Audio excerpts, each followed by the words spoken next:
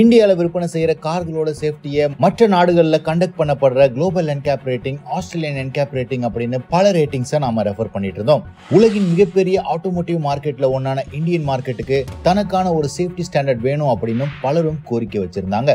Bharat NCAP அப்படிங்கிற ப்ரொபோசலை பல ஆண்டுகளா ட்ரை பண்ணிட்டு இருந்தாலும் ஒரு வழியா டிசம்பர் 15ஆம் தேதியிலிருந்து இம்ப்ளிமெண்ட் பண்ணிருக்காங்க.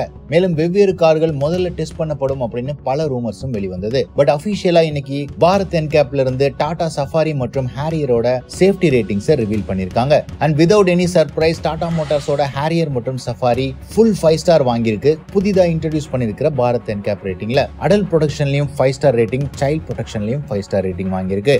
Advanced safety features including 7 airbags, 6 airbags ஸ்டாண்டர்டா இருக்கு.